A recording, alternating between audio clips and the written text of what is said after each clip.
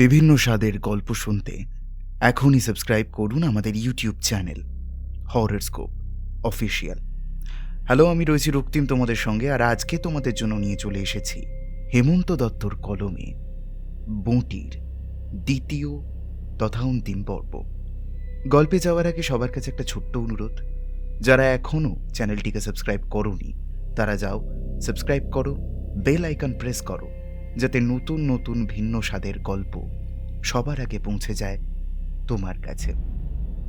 এই গল্পের প্রথম পর্ব এখনও যাদের শোনা হয়নি তাদের জন্য আমরা ডেসক্রিপশন বক্সে লিংক দিয়ে রাখলাম, সেখান থেকে তোমরা প্রথম পর্ব শুনে নিতে পারবে। আজকের গল্প পাঠ এবং গল্পের সূত্রধার আমি রক্তিম। শুরু হচ্ছে হেমন্ত দত্তর কলমে বঁটি দ্বিতীয় তথা অন্তিম পর্ব। রাহুলকে খুব উত্তেজিত লাগছিল। ফোন এলেই চলে যাচ্ছিল উঠে। নূপুরের বারবার মনে পড়ছিল ফোনগুলো বন্ধুদের গ্রুপ থেকে নয়। সন্দেহ আরও বেশি দানা বাঁধল পরশুর ঘটনায়। রাহুল নূপুরকে বাসস্ট্যান্ডে তুলে দিতে এসেছিল। বাস আসতে একটু দেরি ছিল বলে রাহুল গিয়েছিল দুজনের জন্য আইসক্রিম আনতে। কোথা থেকে লুচ্চা চেহারার একটা ছেলে বাইক নিয়ে হাজির হলো। খেয়ে রে, আইসক্রিম খাওয়া চলছে নাকি? খা খা, খেয়ে নে। সালার খিদে তো কিছুতেই মেটে না। আমার 50,000 টাকা খেলি, গার্লফ্রেন্ডকে খাচ্ছিস। খা।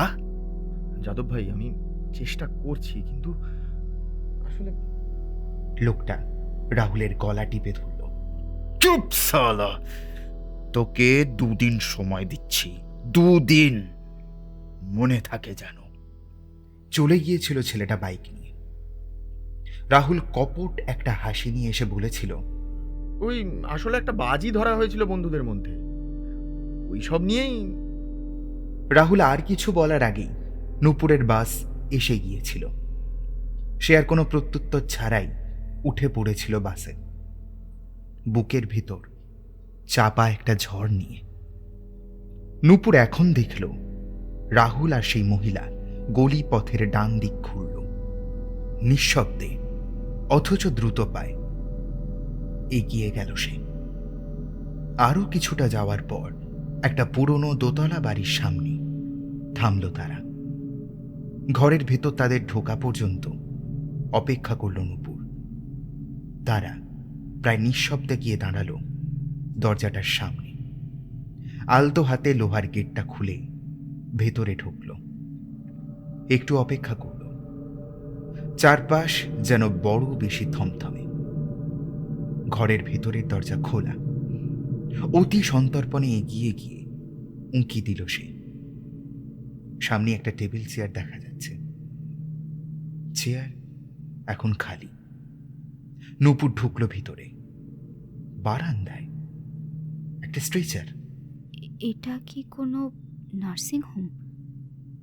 কিন্তু নূপুরের সবকিছু তালগোল পাকিয়ে যাচ্ছে। রাহুল এই নার্সিং হোমে কি করছে? এই মহিলা কি ওর কোনো আত্মীয়? এই, কে রে তুই?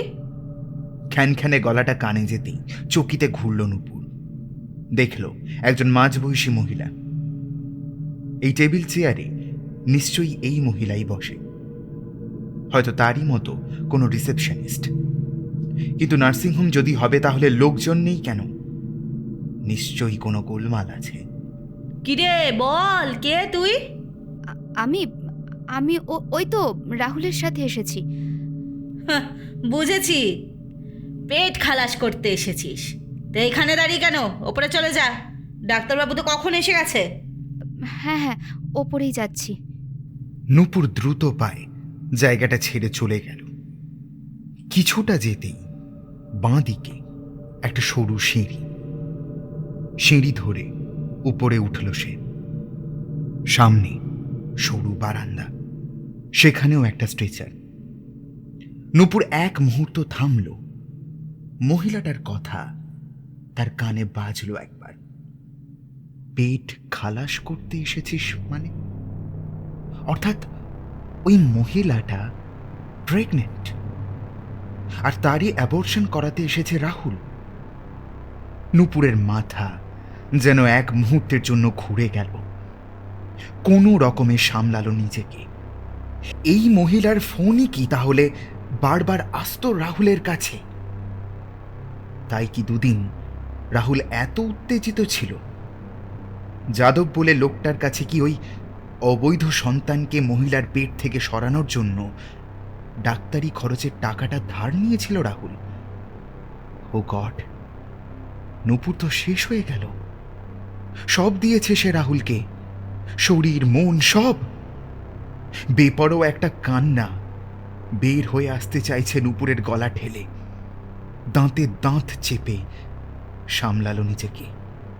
ধীর পায়ে অতি নিঃশব্দে সে পেরিয়ে গেল আলো ছায়া ঢাকা বারান্দাটা।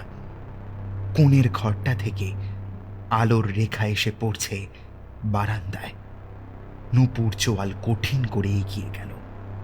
দরজা বন্ধ। আরও একটু এগিয়ে গেল সে। আধখোলা জানালা দেখতে পেল একটা।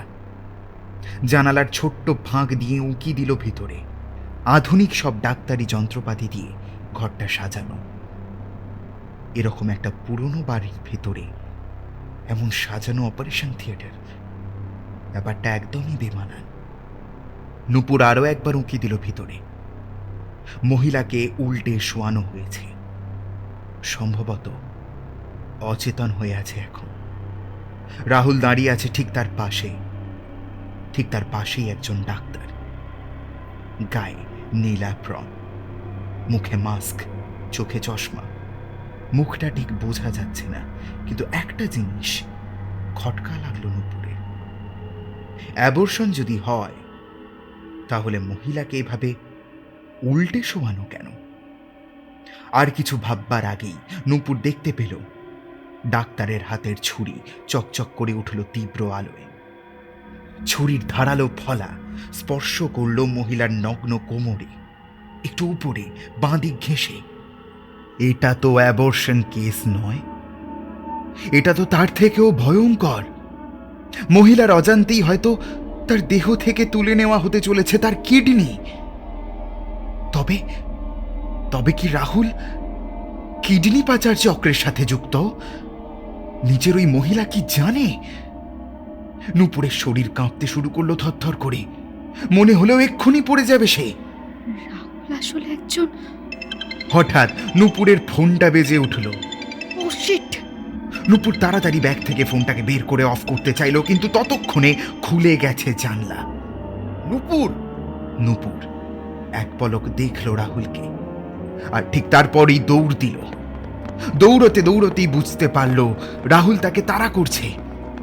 নূপুর দৌড়ে সিঁড়ি ধরে নামল, বারান্দা ধরে ছুটে চলল। মাসি, ওকে ধরো, ওকে ধরো, ওকে পালাতে দিও না। রাহুলের চিৎকার ছুটে এলো সেই মহিলা যার সাথে নূপুরের ঢোকার মুখে দেখা হয়েছিল। মহিলা দু হাত বাড়িয়ে তার রাস্তা আটকালো। নূপুর কাঁধের ব্যাগটা শক্ত মুঠোয় ধরল, তারপর সেটা দিয়ে সজোরে আঘাত করলো মহিলাকে। নূপুর দৌড়ে পার হলো চত্বর। লোহার গেটটা খুলল সজোরে। বাইরে থেকে আংটাটা বন্ধ করে দিল। তারপর আবার দৌড় দিল সামনের গলিপথ ধরে। দৌড়াতে দৌড়াতে দেখল রাহুল বন্ধ লোহার গেটে সজোরে লাথি মারছে। ভীষণ ক্রোধে জ্বলছে সে। নূপুর কিভাবে যে গলিপথ অতিক্রম করেছে, কিভাবে ট্যাক্সি ধরে বাড়ি ফিরেছে, কতটা আতঙ্ক আর ঘৃণা বুকে জমেছে এইটুকু সময়, তা একমাত্র সেই জানে। বাড়ির দরজায় পৌঁছেই সে পাগলের মতো চাপড়াতে লাগলো দরজা। মা! মা! মা, দরজা খোলো! মা, দরজা খোলো! মা! মা, দরজাটা খোলো! দরজাটা খোলো মা!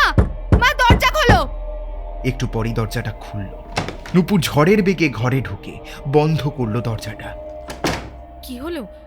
কেন এমন করছিস তুই? কিছু কি ভয় পেয়েছিস? নূপুর ঝাঁপিয়ে পড়ল মায়ের বুকে। এতক্ষণের জমে থাকা ক্ষোভ, যন্ত্রণা কান্না হয়ে উগড়ে এলো তার। মা! মা!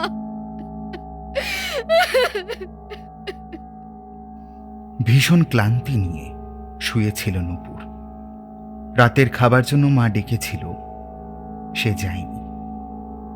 এই একটা ঘটনা দুলিয়ে দিয়েছে এই বিগত মাসগুলোতে গড়া তার জগৎটাকে। বুকের ভেতর সব হারিয়ে ফেলার যন্ত্রণা। বারবার চোখ ফেটে নামছে অবাধ্য জলের স্রোত। পাশ ফিরে শুতে গেল সে, আর ঠিক তখনই শুনতে পেল বাইরের দরজায় কেউ কড়া নাড়ছে।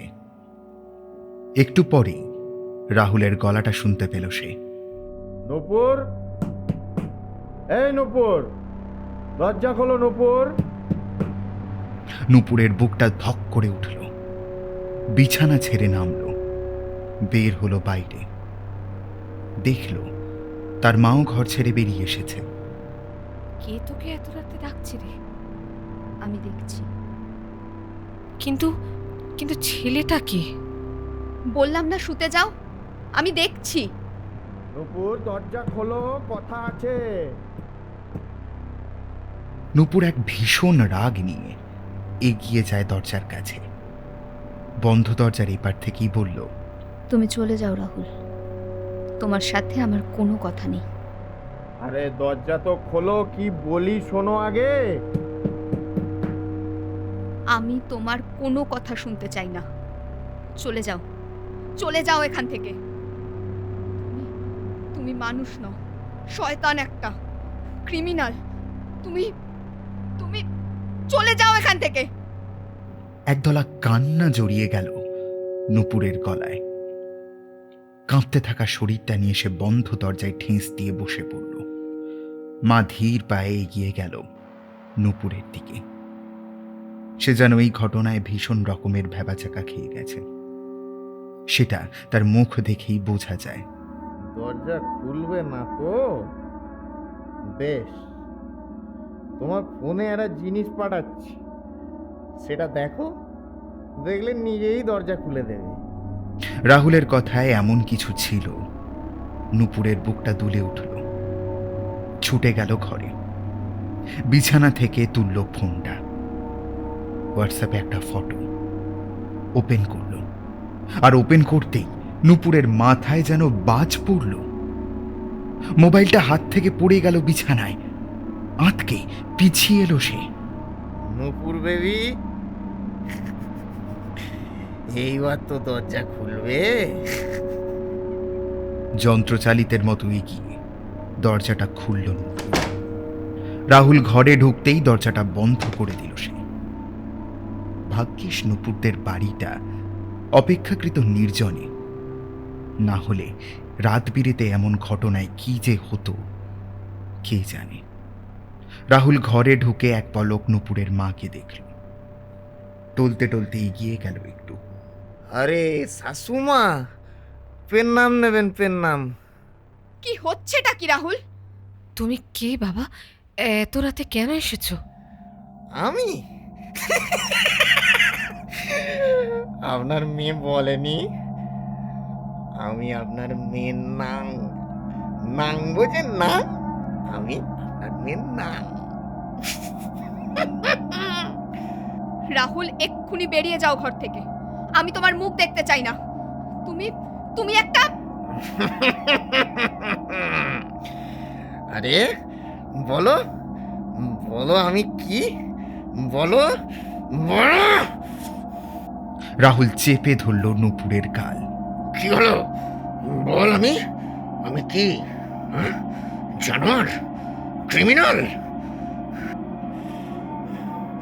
শালা, বাপ মা মরে যাবার পর যখন ফ্যা ফ্যা করে ঘুরতাম, এই খাবার ছিল না পেটে, মাথা গোঁজার ঠাঁই ছিল না, সাহায্য চাইতে গেলে লাথি ঝাঁটা ছাড়া কিচ্ছু জোটেনি, তখন শালা তোমাদের মতো সমাজের ভদ্রলোকেদের নিজেদের একবারও জানোয়ার বলে মনে হয়নি না? রাহুল, রাহুল আমার লাগছে, ছাড়ো আমাকে। ছাড়বো তো। তখন অপারেশন রুমের যে ফটোগুলো তুলেছিলিস সেগুলো আগে আমায় দে আগে আমায়। আমি কোনো ফটো তুলিনি। তুই যে মাগি কোনো ফটো তুলিসনি সেটা আমি বিশ্বাস করবো? যে পিছু পিছু ফলো করে ওখান অব্দি যেতে পারে। বললাম তো কোনো ফটো তুলিনি। বেশ বেশ, দিতে হবে না। আমার কাছে যে ফটোগুলো আছে সেগুলো তাহলে ফেসবুক আর ওই ইনস্টাতে আপলোড করে দিচ্ছি। একদম ঘন্টা পার হবার আগেই ভাইরাল ভাইরাল ভাইরাল নূপুর মিত্র।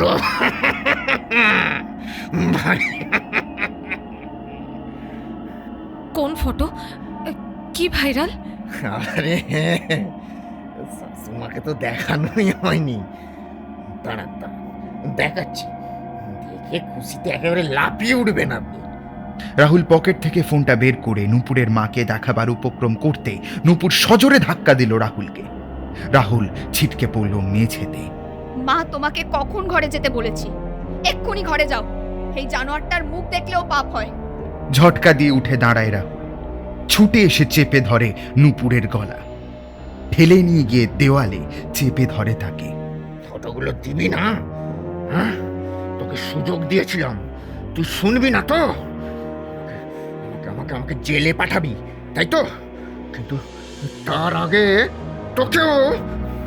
নূপুরের মা ছুটে এসে এলো পাথারি চড়থাপ্পড় মারতে শুরু করলো রাহুলকে। ছাড় ছাড় বলছি, বলছি এক্ষুনি এক্ষুনি তুই নূপুরকে ছাড়। হ্যাঁ, বুড়ি মাগি, ছিটকে পড়ল মা। শালা মা মেয়ে দুটোকে একবারে।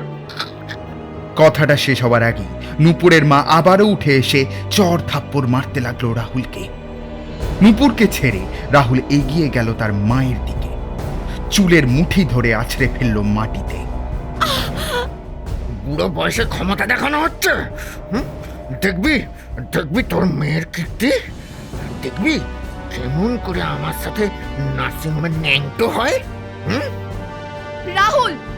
রাহুল ঘাড় ঘুরিয়ে তাকাল, আর তাকাতে কিছুটা ঝাঁকুনি খেল সে। নূপুরের হাতে একটা উদ্যত বঁটি।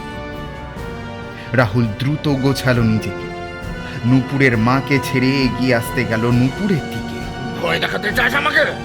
কি ভেবেছিস আমি মুন্ডুটা ছিটকে পড়ল মেঝেতে। মুন্ডহীন দেহটা থেকে এক মুহূর্ত রক্ত চলকে বেরিয়ে এলো আর ছিটিয়ে গেল নূপুরের মুখে। দেহটা সশব্দে পড়ল মেঝেতে। নূপুর কঠিন হয়ে দাঁড়িয়ে, রক্ত মাখা বঁটিটা নিয়ে। তার মা ছুটে এসে ঝাঁকুনি দিল নূপুরকে। নূপুর, এ কি করলি তুই? নূপুরের হাত থেকে খসে পড়ে গেল রক্ত মাখা বঁটিটা। ধপ করে বসে পড়ল মেঝেতে। তারপর মায়ের পা জড়িয়ে অঝরে কেঁদে উঠল নূপুর। মা, মা, মা।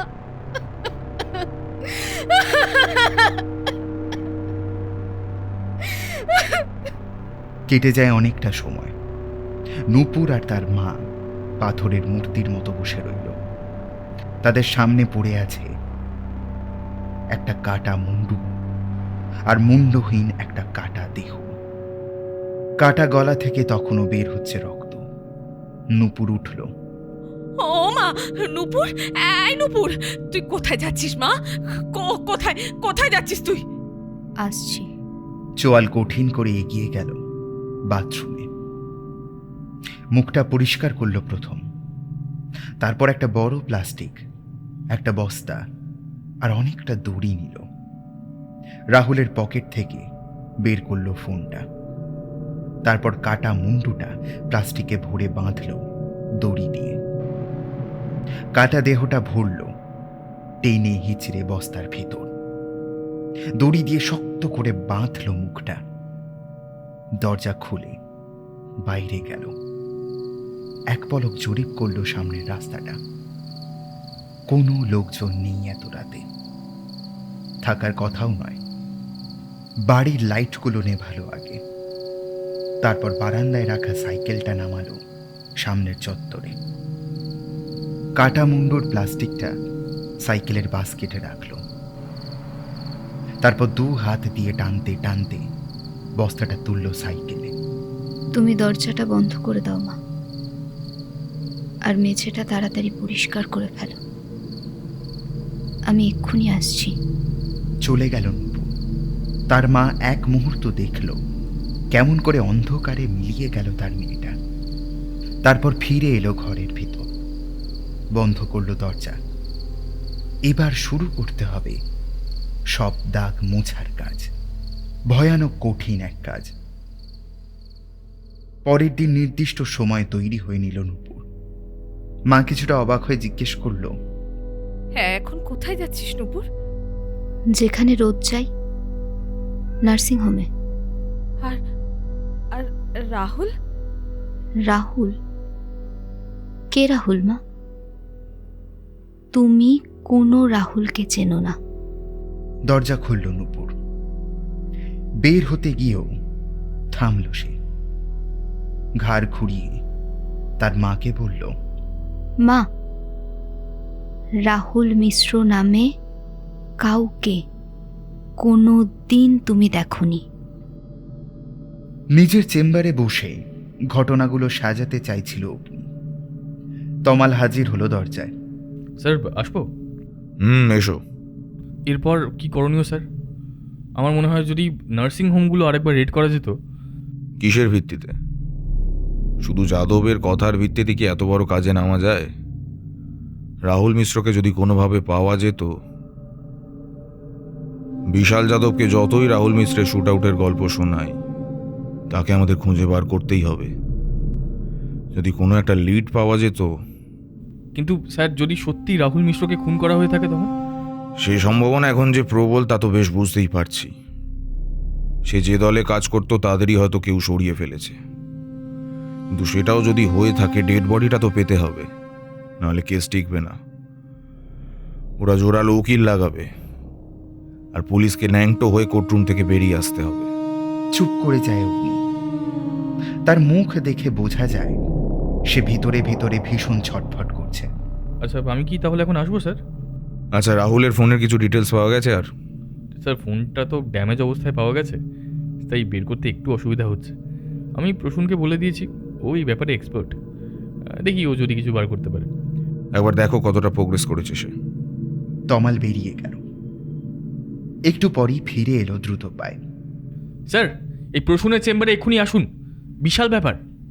অগ্নি দ্রুত পায়ে অনুসরণ করলো তাকে। ছোট্ট চেম্বারটায় ঢুকলো দুজন। প্রসূন, ফটোগুলো ওপেন করো, স্যারকে দেখাও। প্রসূন নির্দেশ মতো ওপেন করলো ফটোগুলো। আর ফটোগুলো দেখে অগ্নির মুখ আপনা হতেই হাঁ হয়ে গেল। রাহুল আর নূপুরের ঘনিষ্ঠ মুহূর্তের ছবি। এই মেয়েটা নূপুর মিত্র না? হ্যাঁ স্যার, নূপুর মিত্র। কিন্তু জায়গাটা কোথায়? কোনো ওষুধের গোডাউন মনে হচ্ছে তো স্যার। ইয়েস ইয়েস, এটা লাইভ নার্সিংহোম। তমাল, তুমি এক্ষুনি ব্যাকআপ নিয়ে চলে যাও নার্সিংহোমে। লিড আমরা পেয়ে গেছি।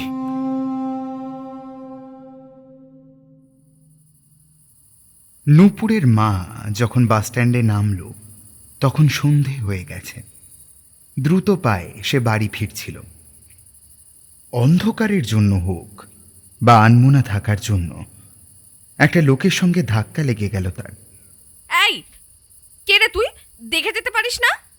এই যে আমি রতন, অন্ধকারে আসলে দেখতে পাইনি। ও রতন, তা এইভাবে যাচ্ছিস কোথায়? ওই জমা ডোবায় যাব। বর্ষায় নতুন জল পড়েছে না ডোবায়, দেখি কিছু শিঙি মাগুর যদি পাই। বলতে বলতেই চলে গেল রতন। নূপুরের মাও দ্রুত পা বাড়ালো। কানে বাজল রতনের বলে যাওয়া কথাটা, ওই জমা ডোবায় যাব। চোয়াল কঠিন হয়ে গেল নূপুরের মায়ের। রতন খালুই নিয়ে নামলো জমা ডোবায়। 2-3 বারের চেষ্টায় ধরা পড়ল একটা বড় মাগুর মাছ। চোখ দুটো খুশিতে চকচক করে উঠল তার। মাগুর মাছটা কোমরের ঝাঁকায় রেখে আরো উদ্যমে সে খালুইটা ফেলল জলে। হাত ভরল ভিতরে। একটা শক্ত মতো কিছু ঠেকলো তার হাতে। খালুই তুলে জিনিসটা জলের ভেতর থেকে বের করে আনলো। উঠে এলো পারে। পলিথিনে মোড়া কিছু একটা, হাঁড়ি জাতীয় কিছু মনে হচ্ছে। কৌতূহল নিয়ে খুলল দড়িটা, আর খুলেই আর্তনাদ করে উঠল। একটা কাটা মুন্ডু। রতনের হাত পা যেন সিঁদিয়ে গেল এক নিমেষে। কাটা মুন্ডুটাকে ছুঁড়ে ফেলে দিল জলে, ছুটে পালাতে গেল, আর ঠিক তখনই চোখে পড়ল ছায়া মূর্তিটাকে। রতনের থেকে হাতখানেক দূরে দাঁড়িয়ে। রতনের হৃৎপিণ্ডটা যেন লাফিয়ে গলায় আটকে গেল। ছায়ামূর্তি এগিয়ে এলো রতনের দিকে, আর রতন বাবা গো, ভূত, বাঁচাও বাঁচাও, ভূত বলে দিক বিদিক জ্ঞান শূন্য হয়ে পাগলের মতো দৌড়তে লাগলো।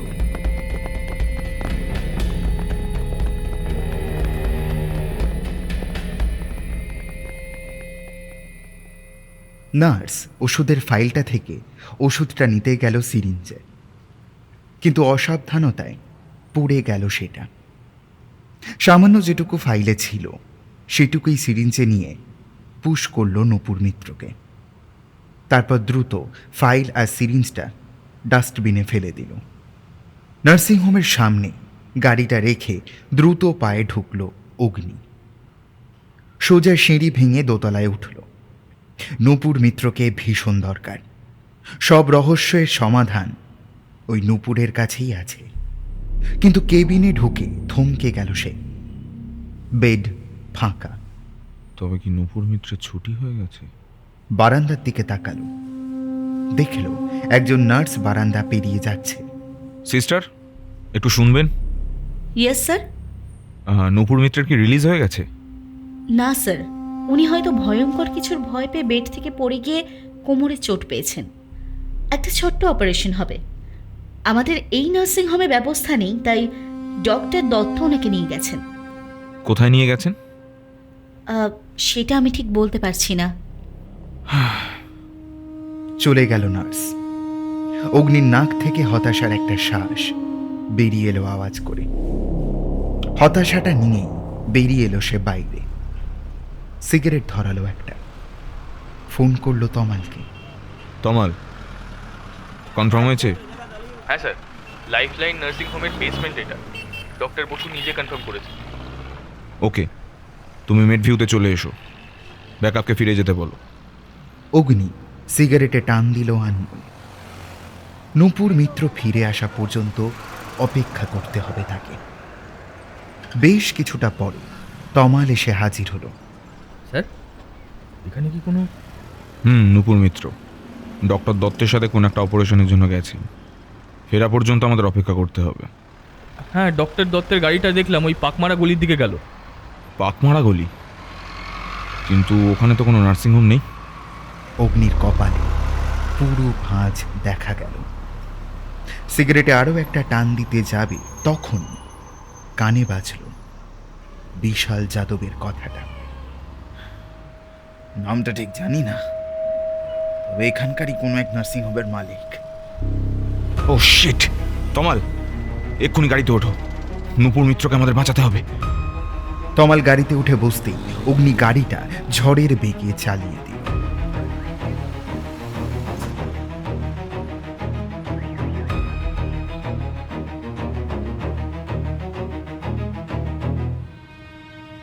অপারেশন টেবিলে শুয়েছিল নূপুর।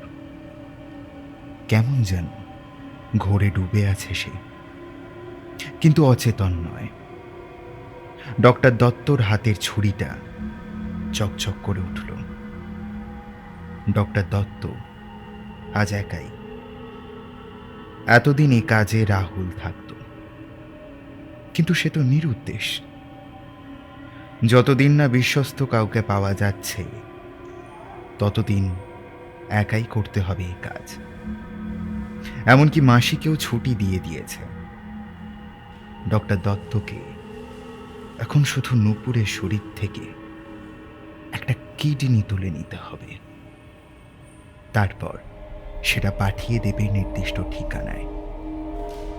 তবে খুব সাবধানে করতে হবে সেসব। অগ্নিকে সে হারে হারে চেনে। খোঁজ নিতে নিতে ঠিক পৌঁছে যাবে শিকরে। তার আগেই সব ঝামেলা মিটিয়ে হাত পা ধুয়ে নেবে সে। তারপর কিছুদিনের জন্য বিদেশ। মামলা মিটলে আবার ফিরবে নার্সিংহোমে। এতদিন রাহুল লোক জোগাড় করত, এখন রাহুল নাই। তাই আর কাউকে না পেয়ে নূপুর মিত্রকেই টার্গেট করেছে সে। যাদবকে ফোনে পাওয়া যাচ্ছে না, কিন্তু এখনো একটা কিডনি ডেলিভারি বাকি। তাই ডক্টর দত্তের কাছে নূপুর মিত্রের চেয়ে সফট টার্গেট এই মুহূর্তে আর কেউ নেই। ডক্টর দত্ত ছুরিটা হাতে নিয়ে ঝুঁকল নূপুরের উপর। আর ঠিক তখনই নূপুরের অস্ফুট গলাটা কানে এলো তার। রাহুল রাহুল এসেছে। মা, ওই দেখো রাহুল। ওষুধের মাত্রা সম্ভবত কমতে শুরু করেছে, কিন্তু এমনটা তো হওয়ার কথা নয়। তবে কি নার্সরা কিছু গোলমাল করল?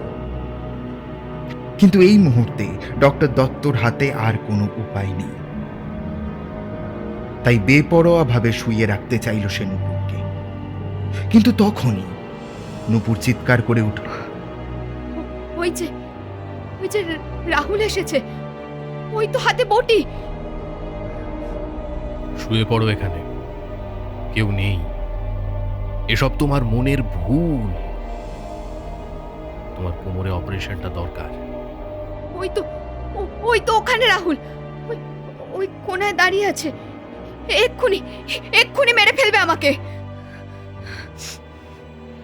লাফ দিয়ে নূপুর নামলো বিছানা থেকে। এক ঝটকায় সামান্য ওষুধের ডোজটুকু কেটে গেছে।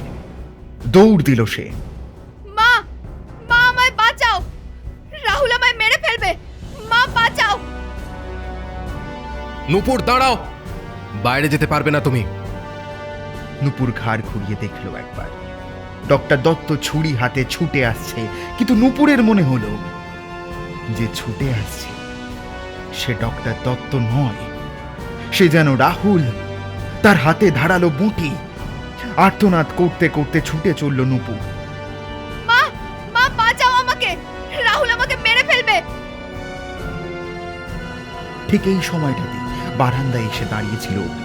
নূপুর ভীষণ আতঙ্কে বেপরোয়া হয়ে জড়িয়ে ধরল অগ্নিকে।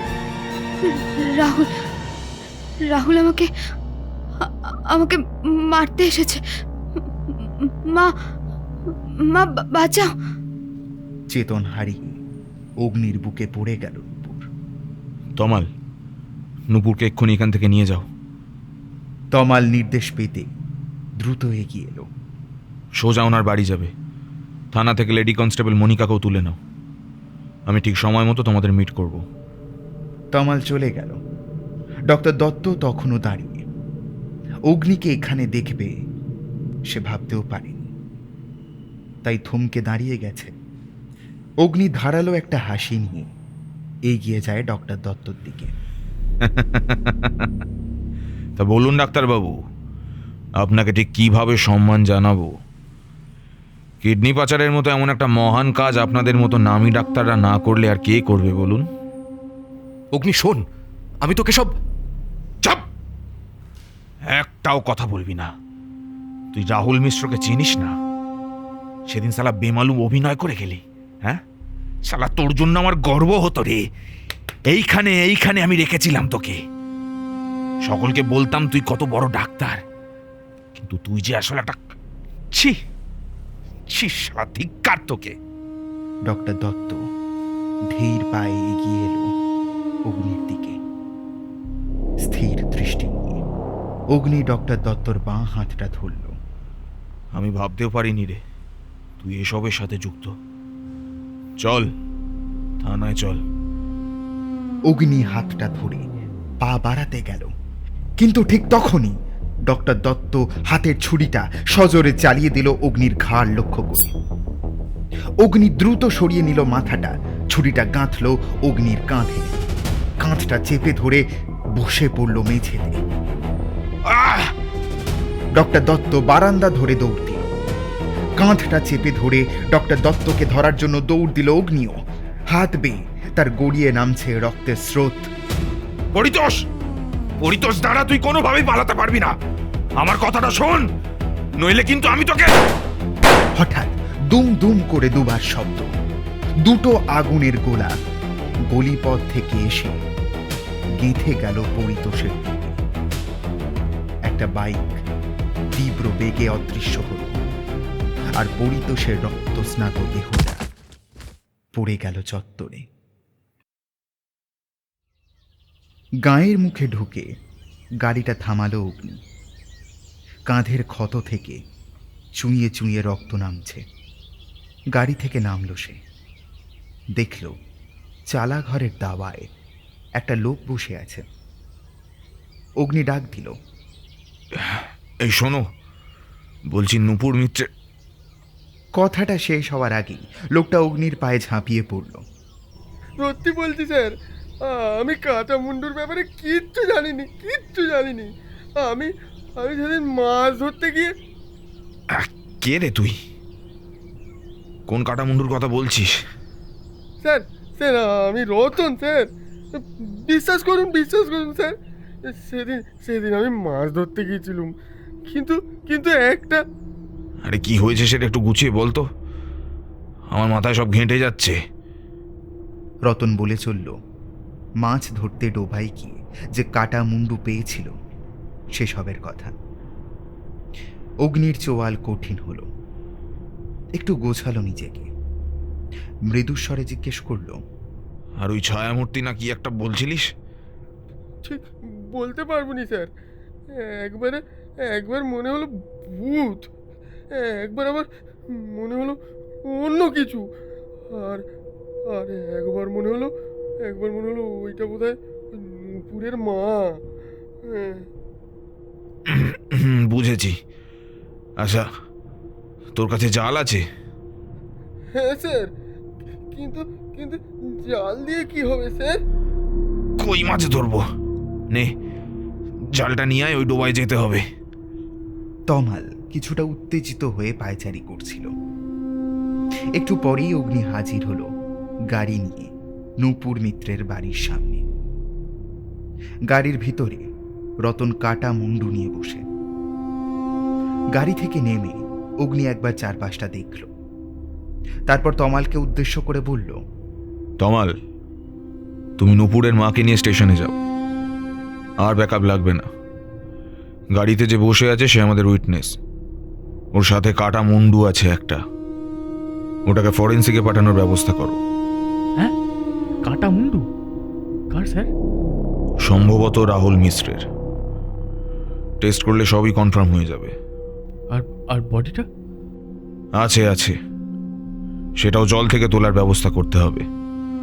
তুমি এখন যাও, আমার নূপুরের সাথে একটু কথা আছে। তমাল নির্দেশ মতো নূপুর মিত্রের মাকে নিয়ে চলে গেল।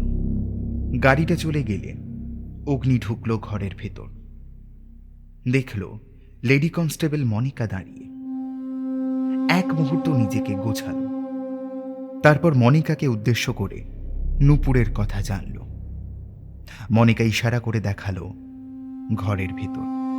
ওকে, বেশ, ওনাকে এবার বাইরে ডাকো, আমার ওনার সাথে অনেক কিছু কথা আছে, তারপর পরবর্তী ধাপ আমি জানাচ্ছি।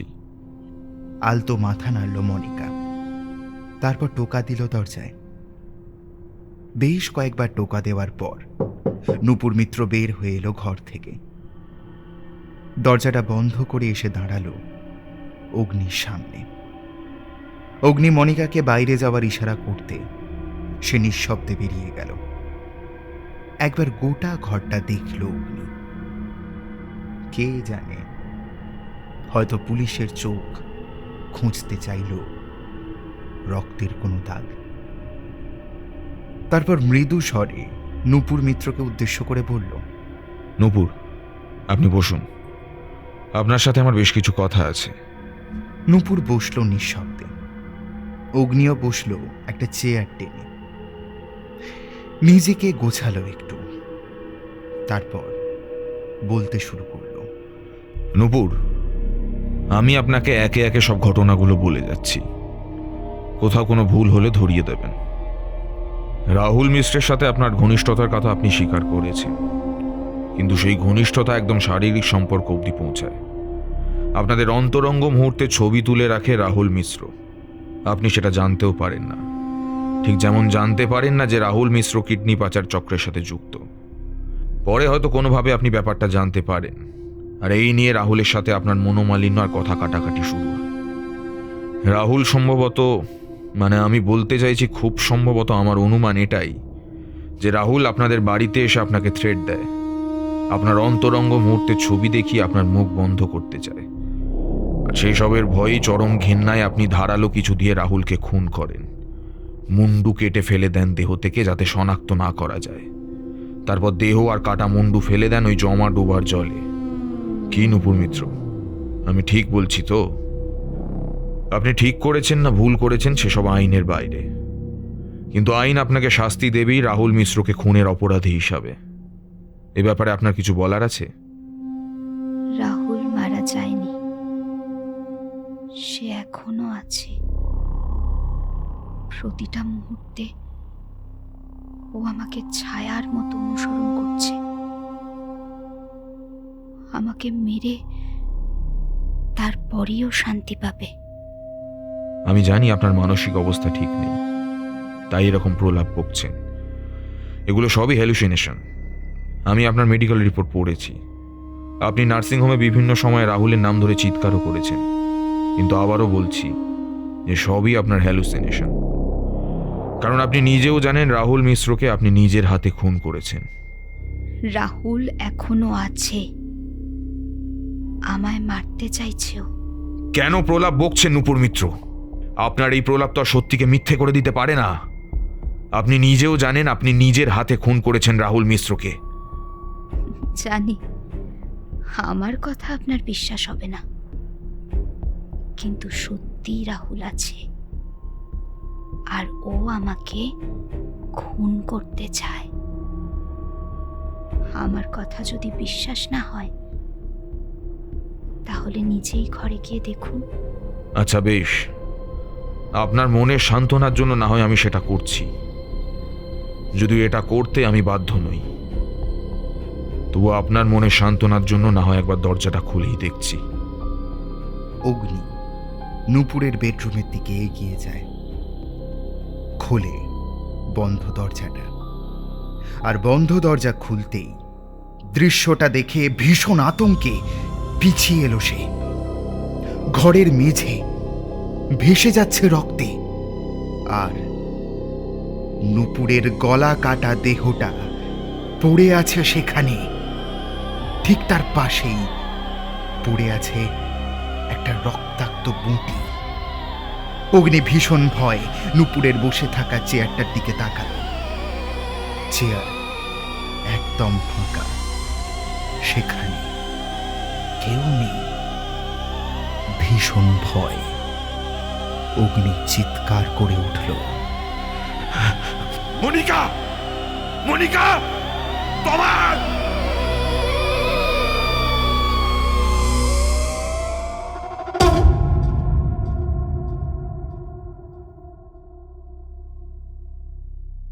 শুনছিলেন হেমন্ত দত্তর কলমে বুঁটি দ্বিতীয় তথা অন্তিম পর্ব। কেমন লাগলো আমাদের এই এপিসোড অবশ্যই কমেন্ট করে জানাতে ভুলো না। আজকের গল্প পাঠে ছিলাম আমি রক্তিম। অন্যান্য চরিত্রে সৌমিলি, অভিষেক, স্পন্দন, রণদীপ নন্দী, আর্য, তৃষা, সায়ন্তন, রুভিনা এবং আমি রক্তিম। শব্দগ্রহণ রিম্পা, আবহ Abhishek, scripting Anindita, poster design Rounak, পরিবেশনা ও পরিচালনায় টিম হররস্কোপ। আমরা খুব তাড়াতাড়ি ফিরছি আমাদের পরবর্তী উপস্থাপনা নিয়ে। ততদিন সবাই ভালো থাকবেন আর সকলকে ভালো রাখবেন। শুভরাত্রি।